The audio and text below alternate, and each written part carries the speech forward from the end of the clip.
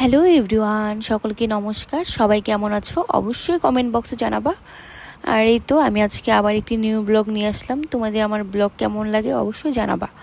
তো এই তো আজকে আমরা মূলত যাব জগন্নাথ প্রভুর মন্দিরে, জগন্নাথ প্রভুর স্নানযাত্রা দেখতে। তো এই তো আমি আমার কাকিমণিদের সাথে যাচ্ছি। আমরা সকাল সকাল স্নান করে তারপরে এই তো রেডি হয়ে চলে যাচ্ছি জগন্নাথ প্রভুর মন্দিরের উদ্দেশ্যে।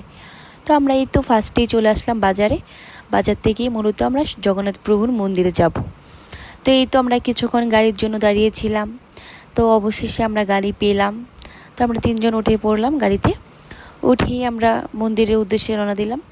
তো এই তো জগন্নাথ প্রভুর মন্দিরে যাওয়ার সময় রাস্তাগুলো এত সুন্দর ছিল যে একটু ভিডিও করে নিলাম।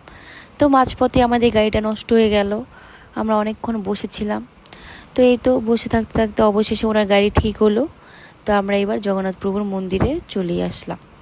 তো এই তো সিন্ধি থেকে নেমে কিছুটা পথ হাঁটতে হাঁটতে তারপরেই আমরা জগন্নাথ প্রভুর মন্দিরে দর্শন পেলাম। তো এই তো আমরা জগন্নাথ প্রভুর মন্দিরে অবশেষে আসলাম। এসে দেখি এখানে কীর্তন হচ্ছে, প্রভুরা কীর্তন করতেছে, জগন্নাথ প্রভুকে আরতি করতেছে। তো খুবই ভালো লাগলো, আর জায়গাটা খুবই সুন্দর। তোমরা কিন্তু অবশ্যই আসবে এখানে, তোমাদের যদি ইচ্ছা হয়। তো আমরাও কীর্তন করতেছিলাম।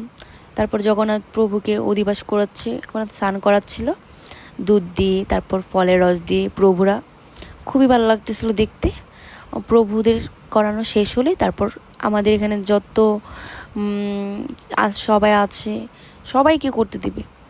তো প্রভুরা ফলের রস দুধ দিয়ে অধিবাস করেছে, স্নান করাচ্ছিল।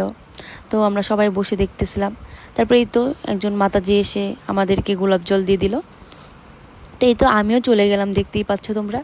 আমিও আর থাকতে পারলাম না, আমরাও চলে গেলাম। সকলে যাচ্ছিল, সকলেই প্রভুকে স্নান করাচ্ছিল। তো এই তো আমি স্নান করিয়ে চলে আসলাম। তারপর ওখানে প্রসাদ দিতেছিল, একটু প্রসাদ নিয়ে নিলাম, এত স্বাদ ছিল।